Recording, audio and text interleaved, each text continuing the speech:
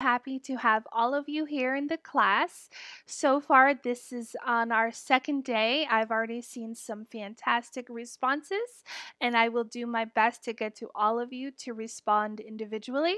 But right now, I just wanted to greet the entire class as a whole. Just a little bit about myself. I am a New Hampshire native. I went to Keene State College for my undergrad, and there I earned my BA in film production. And then I received my two master's degrees from Southern New Hampshire. My first one was in education, and my second one was in English and creative writing. In addition to that, I have lived and taught in a variety of different countries. I've lived as a student in Germany. I taught HIV/AIDS education as a Peace Corps volunteer in Kenya, and I taught English for about 4 years in South Korea. And so, but now I am back here in the Granite State, and I'm happy to be here at Manchester Community College and to be with you. A little bit about my hobbies. I have a wonderful dog. Her name is Mila. I rescued her from South Korea, and so she has been with me ever since she was 9 weeks old, and she will be 7 in September. And I like running. I like Indian food. I like reading, obviously, and I like writing short stories. So that's just a little bit about me. So, um, in this discussion, I had posted a question about what builds a strong class community. So here are some of my thoughts on that. First is one should be open to learn, especially from a peer. I think, yes, it is important to take insight from an instructor, but I think you can also learn valuable information from a peer as well. A second is to share ideas with others.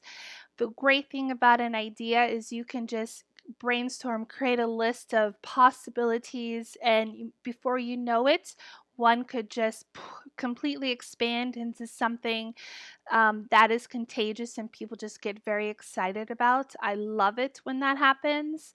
And third is to be willing to try something new. And I know that some of you are probably taking this class because it is required, but I guarantee you the skills, the writing skills that you learn in this class, you will be able to transfer into all your classes that you have to do because you will have to write essays, you will have to write a research paper, you will have to write some kind of report. And this class is going to give you the foundation to do just that. So, it's not necessarily just a prerequisite. It will help you to effectively communicate even in your college career, but also when you go out into the real world and you have a nursing job or a graphic design job, anything like that. So, another thing I want to share is in one of the readings this week is Anne Lamont's article, Shitty First Drafts.